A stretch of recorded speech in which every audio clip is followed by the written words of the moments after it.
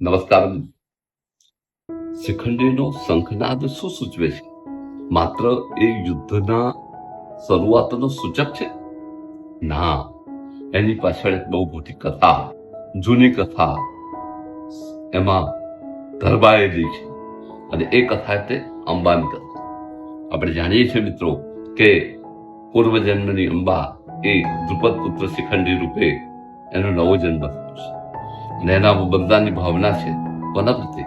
ભીષ્મ પિતામહ સામે.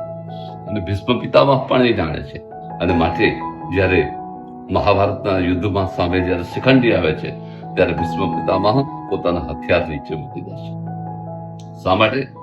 કે ભીષ્મની પ્રતિજ્ઞા છે કે ક્યારેય એ સ્ત્રી કે નપુંસક વ્યક્તિની સામે પોતાના હથિયાર ઉપાડશે, અને એનો જ લાભ અર્જુન લે છે, અને એ શિખંડીને વચ્ચે રાખીને આગળ કરીને પાછળથી એ તીર છોડે છે અને ભીષ્મ પિતામહને ઘાયલ કરે છે.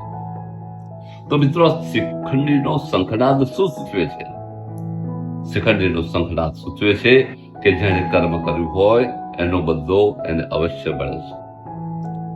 અંબા સાથેનો જે વિશ્વાસઘાત ભીષ્મ દ્વારા કરાયો એનું ફળ એમને શિખંડીના રૂપમાં, એમના મૃત્યુના રૂપમાં મળ્યું. તો શિખંડીનો શંખનાદ આપણને સૂચવે છે મિત્રો કે જીવનમાં જે કર્મ કર્યું હોય એનું ફળ એક નહીં તો એક દિવસ ચોક્કસ ભોગવવું પડે છે.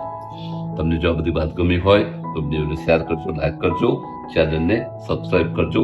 ગીતા વંદના એ ચેનલને સબસ્ક્રાઇબ કરવાનું ભૂલાય નહીં મિત્રો. સર્વેને મારા જય શ્રી કૃષ્ણ.